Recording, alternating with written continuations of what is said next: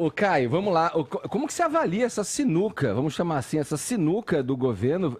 Sinuca porque a base aliada do governo votou maciçamente a favor, né? Foram 443 votos a favor na primeira votação, 3 contra, e na segunda, 453 e 6 contra, sendo que, inclusive, além da base, o próprio filho do presidente Jair Bolsonaro, o Eduardo Bolsonaro, votou a favor. Que sinuca é essa? Como é que se avalia isso? Bom, em primeiro lugar, cumpre aí cumprimentar o Zé Maria por uma análise impecável da situação. Impecável. Inclusive, a narrativa do Pacto Federativo, de federalização do Paulo Guedes, foi usada contra ele para justificar a vinculação de verbas, ou seja, o engessamento do orçamento, sendo que o Paulo Guedes é totalmente a favor de desindexação e desvinculação. Vamos fazer um exercício aqui para pensar um pouquinho fora da caixa e ver esse fato aí por um outro ângulo, certo? O Rodrigo Maia, nessa demonstração de força, acabou dando um tiro no próprio pé.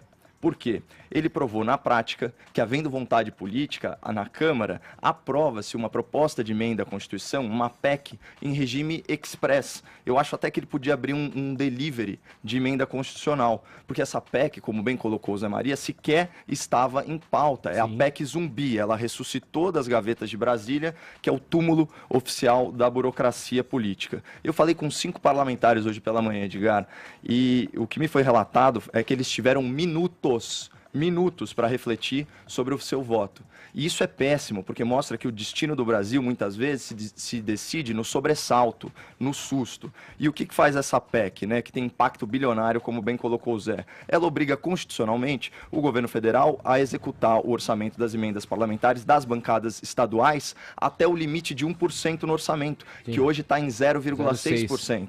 Então, só para dar um exemplo, se todos os parlamentares aqui do estado de São Paulo decidirem despoluir aquele rio de dejetos que passa aqui pela nossa cidade, o Rio Tietê, eles podem abocanhar uma parte do orçamento e destinar para isso, né? Então é assim que funciona. Só que por que essa PEC ela foi aprovada quase de forma unânime aí? Porque ela tem um estímulo positivo e negativo, óbvio, sob a perspectiva do parlamentar, não do interesse público, que é o seguinte: em primeiro lugar, o Congresso ele abocanha uma fatia maior do orçamento. Em segundo lugar, se o parlamentar votar contra, o eleitorado pode achar que o parlamentar não quer trazer dinheiro e recursos para o Estado. Então a PEC ela vai mexer com a covardia inata dos parlamentares em relação à opinião pública e, por outro lado, vai dialogar com o DNA populista dos políticos. Aquele Lulinha, aquele Getulinho que vive dentro de cada um deles em maior ou menor grau. O lado positivo dessa votação, e aí a gente faz um exercício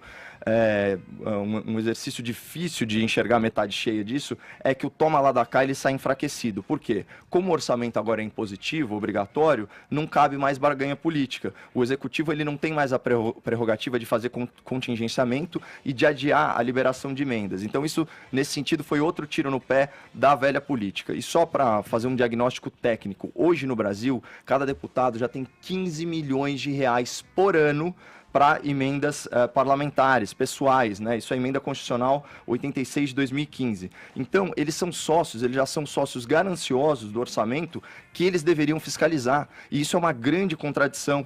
Você pegar as despesas primárias, Edgar, aqui no Brasil, 93% é despesa vinculada, obrigatória. A Previdência, por exemplo, já consome 44%. A folha de pagamento, 22%.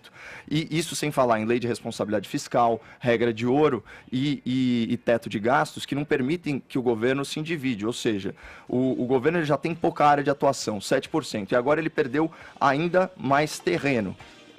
Só para fechar, eu queria abrir aspas aqui para o professor e jurista Modesto Carvalhosa, que defende com a habitual veemência e eloquência o fim das emendas parlamentares na sua obra Da Cleptocracia para a Democracia. Abre aspas para o jurista Modesto Carvalhosa.